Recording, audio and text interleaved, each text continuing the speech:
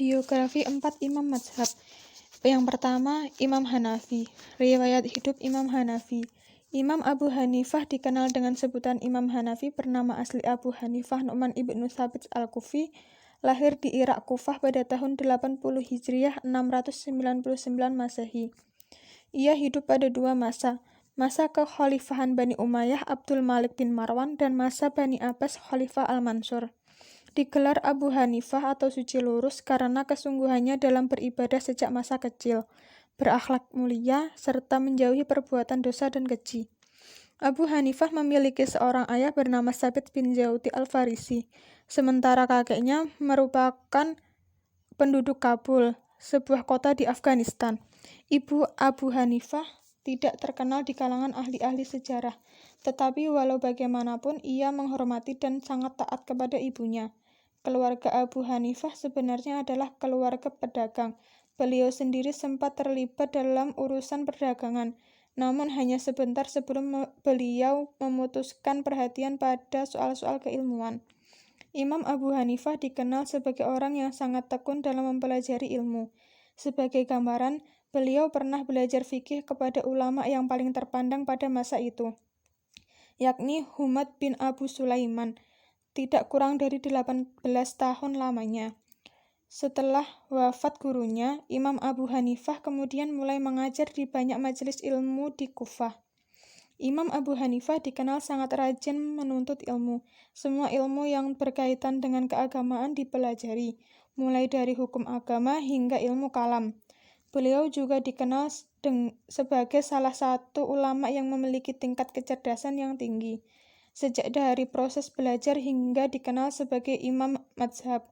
Sebagai seorang yang alim dan cerdas, Abu Hanifah pernah mendapat tawaran dari penguasa Bani Umayyah untuk menjadi gubernur. Namun, tawaran itu ditolaknya, sehingga beliau disiksa dan dipenjara. Namun, berkat bantuan pengawal penjara atau sipir, beliau kemudian dapat diloloskan untuk selanjutnya pergi ke Mekah dan bermukim di sana beberapa saat lamanya. Setelah Bani Umayyah runtuh, beliau pun pulang ke Kufah. Namun pada masa setelah Bani Umayyah, di mana pemerintahan dipegang oleh Bani Abbasiyah, beliau juga mengalami nasib yang sama. Bahkan nasib beliau lebih tragis. Akibat penolakan untuk menjadi Khutlah, Abu Hanifah dipenjara dan disiksa hingga akhir hayatnya. Adapun kitab-kitab yang sudah dibukukan adalah 1. Kitab Al-Mabsut, 2. Kitab Al-Jami' As-Saghir, 3. Kitab Al-Jami' Al-Kabir, 4.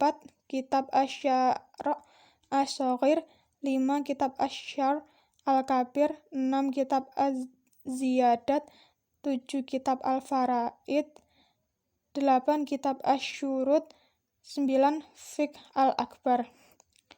Abu Hanifah meninggal dunia pada tahun 150 Hijriah, dan ada beberapa pendapat yang berbeda tentang tarikh ini. Di antara mereka ada yang mengatakan bahwa beliau meninggal pada tahun 151 dan 153 Hijriah. Pendapat yang lebih kuat ialah beliau meninggal pada tahun 150 Hijriah. Imam Nawawi berpendapat beliau meninggal dunia ketika dalam tahanan. Jenazah Abu Hanifah dikebumikan di makam perkuburan Al-Khaizaran di timur kota Baghdad. Yang kedua, Imam Malik. Riwayat hidup Imam Malik. Imam Malik yang bernama lengkap Abu Abdullah Malik bin Anas bin Malik bin Abi Amir bin Amr bin Haris bin Gaiman bin Kutail bin Amr bin Haris al-Asbahi, lahir di Madinah pada tahun 93 Hijriah, 712 Masehi, dan wafat pada tahun 179 Hijriah, 796 Masehi. Beliau dilahirkan pada zaman Al-Walid bin Abdul Malik dan meninggal di Madinah pada zaman pemerintahan Al-Rasyid. Beliau tidak pernah keluar daerah meninggalkan Madinah. Sama seperti Imam Abu Hanifah, beliau hidup dalam dua masa pemerintahan, yaitu Bani Umayyah dan Bani Abbasiyah. Beliau berasal dari keluarga Arab terhormat, berstatus sosial tinggi, baik sebelum maupun sesudah datangnya Islam. Tanah asal leluhurnya adalah Zaman, namun setelah nenek moyangnya menganut Islam, mereka pindah ke Madinah. Kakeknya, Malik, adalah anggota keluarga pertama yang memeluk agama Islam pada tahun 2 Hijriah. Riwayat yang dapat dipercaya menyatakan bahwa ia sudah duduk memberikan fatwa pada usia 17 tahun. Ini bukan karena ambisi orang muda atau karena hasratnya untuk tampil. Akan tetapi, 70 orang imam telah bersaksi bahwa ia patut memberi fatwa dan mengajar. Kakeknya dan ayahnya termasuk kelompok ulama hadis terpandang di Madinah. Karenanya, sejak kecil Imam Malik tidak berminat meninggalkan Madinah untuk mencari ilmu.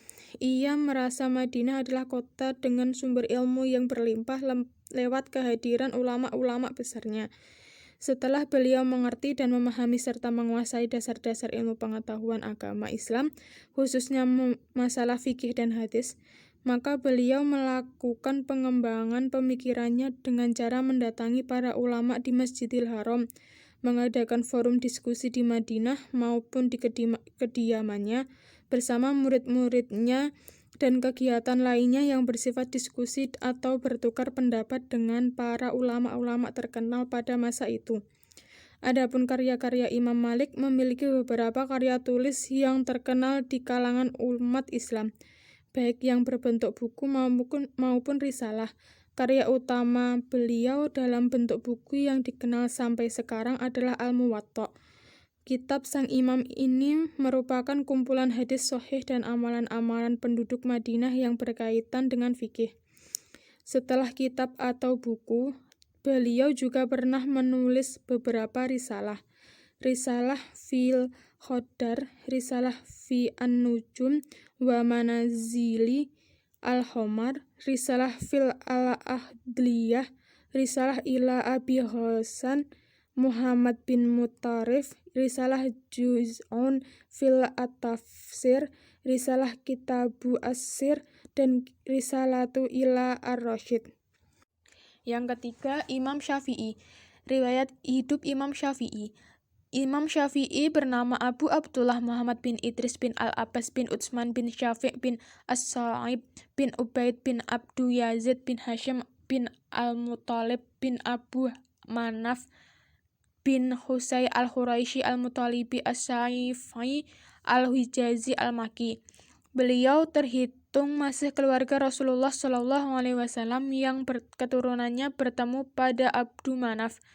Ia dilahirkan pada tahun 150 Hijriah, bertepatan dengan tahun di mana Imam Abu Hanifah meninggal dunia. Ia dilahirkan di Gaza. Ketika umurnya mencapai 2 tahun, ibunya memindahkannya ke Hijaz, di mana sebagian besar penduduknya berasal dari Yaman. Ibunya sendiri berasal dari Azdiyah. Keduanya pun menetap di sana. Namun ketika umurnya telah mencapai 10 tahun, ibunya memindahkannya ke Mekah karena khawatir akan melupakan nasabnya. Imam Syafi'i ketika umurnya kurang lebih 10 tahun dibawa oleh ibunya ke Mekah. Ketika itu beliau telah hafal Al-Quran. Di Mekah beliau banyak mendapatkan hadis dari ulama-ulama hadis. Ketika semangatnya untuk menuntut ilmu makin kuat dan menyadari bahwa Al-Quran itu bahasanya sangat indah dan maknanya sangat dalam, maka beliau pergi ke kabilah Huzail untuk mempelajari dan mendalami sastra Arab serta mengikuti saran hidup Nabi Muhammad SAW. Imam Syafi'i datang menemui Imam Malik saat berusia 13 tahun. Kemudian ia berangkat ke Yaman hingga dikenal masyarakat lantaran riwayat hidupnya yang baik. Arahannya agar selalu berpedoman kepada sunnah, metode yang baik, dan lain sebagainya. Setelah itu, ia pindah ke Irak. Di sana, ia mendalami ilmu dengan serius, bertukar pikiran dengan Muhammad bin Al-Hasan dan yang lain, menyebarkan ilmu hadis, menegakkan mazhab penduduk Irak, serta membela sunnah hingga namanya terkenal dan semakin harum. Abdurrahman bin Mahdi, tokoh ahli hadis di zamannya, kemudian meminta untuk menyusun kitab usul fikih.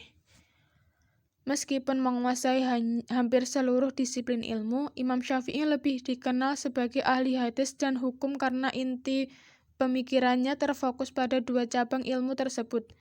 Pembelaannya yang besar terhadap sunnah Nabi membuat ia digelari Nasirul Sunnah atau pembela sunnah Nabi. Buku-buku karangan Imam Syafi'i: pertama, Ar-Risalah Al-Khadimah, Kitab Al-Hujjah. 2. Ar-Risalah Al-Jadidah. 3. Ikhtilaf Al-Hadis. 4. Ibtal Al-Istihsan. 5. Ahkam Al-Quran. 6. Bayat Al-Farad. 7. Sifat Al-Amr wa Nahwi Yahyi. 8. Ikhtilaf Al-Malik wa Syafi'i. 9. Ikhtilaf Al-Iraqiyyin. 10. Ikhtilaf Muhammad bin Husain. 11. Fad'ail Al-Quraisy. 12. Kitab Al-Um. 13. Kitab As-Sunan. Menurut Ar-Rabi, Imam Syafi'i wafat pada malam Jumat setelah maghrib saat Ar-Rabi sedang berada di sampingnya. Jasadnya kemudian disemayamkan setelah asar pada hari Jumat, yaitu hari terakhir bulan Rajab tahun 204 Hijriah di Mesir. Ia sangat dihormati dan disanjung lantaran predikat imam yang disandangnya. Yang keempat, Imam Ahmad bin Hambal. Riwayat hidup Imam Ahmad bin Hambal. Beliau ialah Abu Abdullah Ahmad bin Muhammad bin Hambal Asy-Syaibani. Beliau lahir di Baghdad pada tahun 164 Hijriah bulan Rabiul Awal. Imam Ahmad biasanya dinisbatkan kepada kakeknya, maka beliau dinamakan Ahmad bin Hambal karena kakeknya lebih terkenal daripada ayahnya. Ayahnya wafat ketika beliau berumur 3 tahun. Beliau wafat ketika umur 70 tahun. Ibunya adalah Safi'ah binti Maimunah binti Abdul Malik Asy-Syaibani. Beliau berasal dari Syaiban. Seperti ayahnya, beliau adalah orang yang mengurus, merawat, dan mendidik Imam Ahmad dengan sangat baik. Ahmad bin Muhammad bin Hambal atau Ahmad bin Hambal adalah imam yang keempat dari para fuqaha Islam. Beliau adalah seorang yang mempunyai sifat-sifat yang luhur dan tinggi, yaitu sebagaimana yang dikatakan oleh orang-orang yang hidup semasa dengannya, juga orang yang mengenalinya. Beliau imam bagi umat Islam seluruh dunia, juga imam bagi Darul Salam, mufti bagi negeri Irak, dan seorang yang alim tentang hadis-hadis Rasulullah SAW. Kepandaian Imam Hambali dalam ilmu hadis tidak diragukan lagi. Putra sulungnya Abdullah bin Ahmad menyatakan bahwa Imam Hambali telah hafal 700.000 hadis di luar kepala. Hadis sebanyak itu kemudian diseleksinya secara ketat dan ditulis kembali dalam kitab Al-Musnad berjumlah 40.000 hadis berdasarkan susunan nama sahabat yang meriwayatkan. Kemampuan dan kepandaian Imam Hambali mengundang banyak tokoh ulama yang berguru kepadanya dan melahirkan banyak ulama dan pewaris hadis terkenal semisal Imam Bukhari, Imam Muslim, dan Imam Abu Daud. Imam Ahmad tidak menulis kitab-kitabnya sendiri. Meskipun beliau mempunyai banyak catatan tentang hadis, kitab Musnad Ahmad Ibnu Hambal dalam hadis disusun dan dikumpulkan oleh putranya yang bernama Abdullah. Bahkan untuk masalah fikih, Imam Ahmad tidak mencatatnya. Fikih Imam Ahmad kemudian ditulis oleh murid-muridnya. Murid-muridnya menulis risalah-risalah dan melaksanakannya berdasarkan fikih yang diterima dari Imam Ahmad. Untuk memperdalam ilmu, beliau pergi ke Basrah untuk beberapa kali. Di sanalah beliau bertemu dengan Imam Syafi'i. Beliau juga pernah menuntut ilmu ke Yaman dan Mesir. Imam Ahmad bin Hambal banyak mempelajari dan meriwayatkan hadis, dan beliau tidak mengambil hadis kecuali hadis-hadis yang sudah jelas sahihnya. Oleh karena itu, akhirnya beliau berhasil mengarang kitab hadis yang terkenal dengan nama Musnad Ahmad bin Hambal. Beliau mulai mengajar ketika berusia 40 tahun.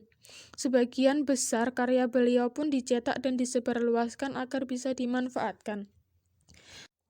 Beberapa di antara karya-karya sang imam antara lain Kitab Al-Musnad, Kitab Al-Tafsir, Kitab An-Nasi' wa Al-Mansu', Kitab At-Tariq, Kitab Hadis Syu'bah, Kitab Al-Muqaddam wa Al-Mu'akhar fi Al-Quran, Kitab Al-Manasi' As-Saghir, Kitab Al-Ilal, Kitab Al-Manasi', Kitab Al-Azzud, Kitab Al-Iman, Kitab Al-Masail, Kitab Al-Ashribah, Kitab Al-Fadail, Kitab Ta'ah Ar-Rasul, Kitab Al-Faraid, dan Kitab Ar-Rad ala Az-Zanadihah wa Al-Jahmiyah, Dari sekian banyak karya beliau, Al-Masail Ar-Rad ala Az-Zanadiyah, Dihah, wa Al-Jahmiyah, Al-Ilal, dan Az-Zuh adalah paling terkenal.